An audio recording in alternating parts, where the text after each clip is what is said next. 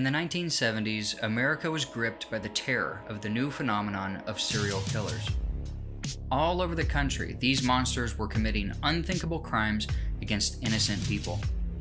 The genre of true crime has dedicated itself to the borderline worship of these senseless murders and creating cults of personality around the killers. But the true crime lens often lacks a broader narrative layer on the top.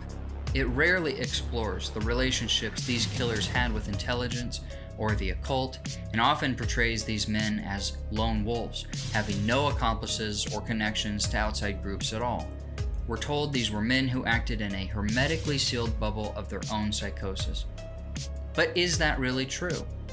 Could we establish a link between serial killers and outside groups? Does anyone else belong to these networks? It turns out the government has worked very hard to obscure the answers to those questions.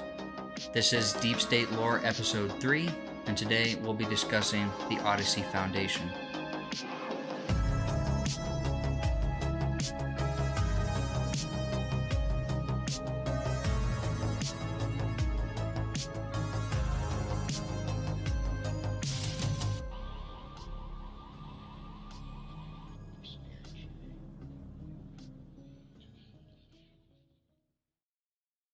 As we saw in Episode 1 of this series, law enforcement and federal agencies often aid and abet pedophile networks, either through incompetence or malfeasance.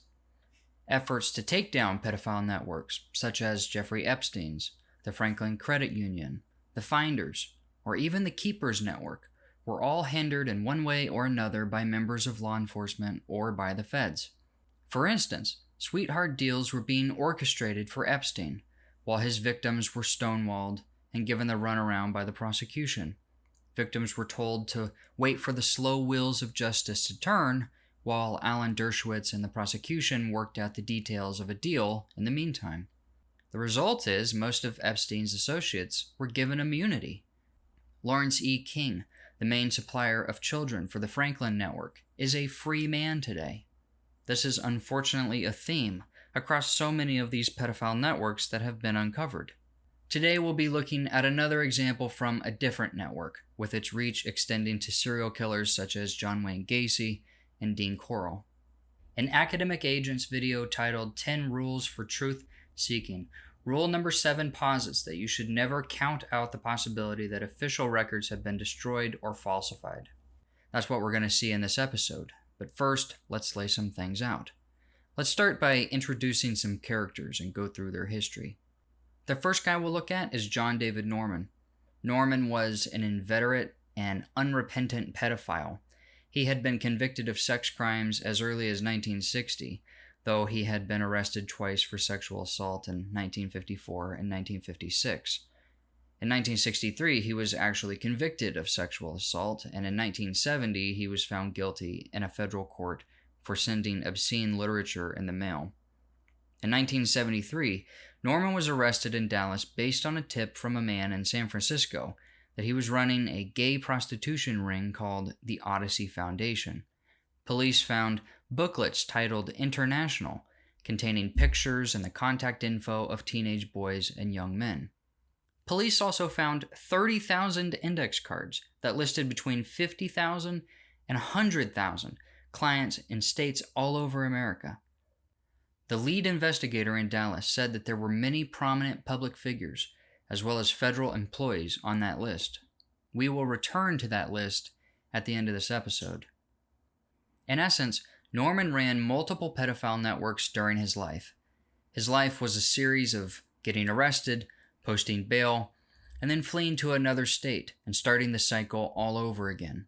He had multiple aliases. In fact, he had over 20 of them. He would go by John Paul Norman, Stephen Gurwell, Alan Hitchcock, Charles Caldwell, Clarence McKay, and Patrick Nelson, just to name a few. Every time he would move, and then he would start up his new pedophile ring. He created the Odyssey Foundation in Dallas, the Delta Project, Creative Core, and MC Publications in Chicago, and Handy Andy in Pennsylvania. These were direct mailing services that functioned as mediums for sending child pornography and arranging sex trafficking. The magazines were sent to due-paying members, with the magazines filled with secret lingo only the pedophiles would know. He started, as well as ran, the Delta Project from prison.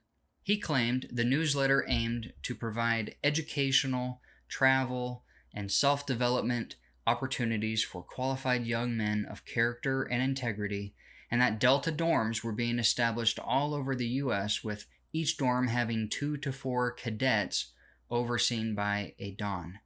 Police alleged that the cadets were underage male prostitutes recruited in Chicago. Police also say the newsletter had 5,000 subscribers and grossed over $300,000 a year. This was in the 70s, and he did it from prison. The second person we'll look at is Dean Corll. Dean was another pedophile in the Dallas area, as well as a serial killer. Dean killed, raped, and tortured at least 28 young boys and men in the Houston area in the 1970s, but he didn't do it by himself. In fact, he was killed by his accomplice, Elmer Wayne Henley. Mama. Who's this? It's Wayne. Yes, this is Mama, baby. Mama, Huh? I killed Dean. Henley was offered $200 for any boy who he could manage to bring to Corll. Henley would lure a kid over to Corll's with promises of alcohol or drugs, and Corll would then tie them up, torture and rape them for a couple of days, and then he'd kill them.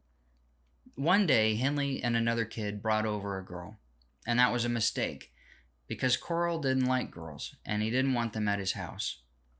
Well, he ended up using the same technique on Henley and his friends, and they wound up tied to Corll's torture boards. Henley somehow managed to convince Corll to untie him, and once he was free, he shot Corll to death. Henley told police that he was hired by Corll to help recruit young boys for a child pedophile network. Corll said that these boys would be sold into sex slavery by Corll to a child sex ring based in Dallas. Henley said that at first he ignored the offer, but eventually gave in when he got financially desperate enough. Is that Dallas-based sex ring the same one Norman was running in Dallas around the exact same time? Or was there some other nationwide gay pedophile ring operating out of Dallas? Let's switch to another character. This time, it's the very well-known serial killer John Wayne Gacy. Just to recap, the official narrative is that Gacy killed, raped, and tortured at least 33 young boys and men, and buried as many of them as he could under his house until he ran out of space and started throwing the bodies in the river. The book Programmed to Kill takes a more critical look at this narrative if you're interested in that angle of the story. Gacy used the same trick that Corll used to trick young men. He would invite them over, he'd give them drugs and alcohol, and then he used the same magic trick that Corll used. Both he and Corll would show the kids a pair of handcuffs, and then they'd put those handcuffs on themselves, and they'd say, "Look, I can't get out." Then they'd turn around and do something, and voila, they turned back around, and their hands would be free. And the kids would say, "Oh, wow, gee willikers, mister, how'd you do that?" And both John and Dean would say, "Here, let me show you." And so they would put handcuffs on the kids, except those weren't the trick ones. These were real ones. And that's how they get these kids. And then they'd be at the mercy of Gacy or Corll. Gacy often found his victims around the Chicago area by offering them a job at his construction company. Gacy was a very connected and well-liked guy. Here's a picture of him and Nancy Reagan in 1978. After the divorce from his wife, his deviant activity increased, and the amount of people he allowed to use his home did as well. One of the people he was good friends with, and who worked with him for a while, was a man named Philip Paskey. Gacy gave Paskey a key to his home. That's how close they were. Now, Paskey is not a nobody. Paskey was also a pedophile and was best friends with John David Norman, and had been his accomplice in running the Delta Project with him from prison. Norman called him his right-hand man. Paskey was also involved in a murder in 1973, so we can see that Gacy was running with some real bad guys and had real connections to John David Norman. Let's go back to Norman to close this whole thing out. Do you remember those 30,000 index cards that I was telling you about?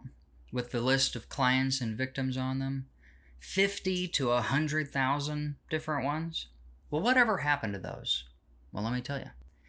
The Dallas Police Department packed them all up. They didn't make any copies, by the way, and they sent them to the State Department for investigation. According to Lieutenant Hancock of the Dallas Police Department, the index cards were sent to the State Department instead of the Department of Justice because of the possibility of passport fraud when the clients of the sex ring took the young boys abroad. According to Matthew Nimitz of the State Department, he confirmed that they had received the index cards, but they couldn't find any evidence of passport fraud, and so the index cards were destroyed. Not given to a different department of the government to investigate what was happening in this network or to bring justice to the men who were abusing children. No, they simply destroyed the evidence of the whole thing. Let's just think about this for a second, okay? Through the arrest of John David Norman, authorities uncovered an international pedophile network that was connecting kids to pedophiles. And we have some evidence to suggest that a couple well-known serial killers are connected to that network, as well as public figures and members of the federal government. And then the federal government gets a hold of that evidence, and they destroy it, giving a ridiculous excuse. Oh, they looked into passport violations and didn't find any. Yeah, these pedophiles were purchasing young boys and taking them on trips to Europe. But hey, their passport was valid, so what are we supposed to do? We'll just throw it all in the trash. This is called malfeasance. It's corruption. It's a cover-up. It is another example of when push comes to shove, our government seemingly works to protect the criminals from justice, and that if you happen to be a rich and powerful person caught up in something horrific, you will be protected. And this is how it's been in America for a very long time. Any efforts to repair the country in any meaningful way is going to have to deal with this problem. Any efforts to split off and build parallel societies is going to have to deal with this problem. Corruption is at the root of almost all of our problems here. It truly is. Anyways, I hope you guys learned something from this video. And if you did, please consider liking it or maybe subscribing. And I will see you all in the next video. Peace.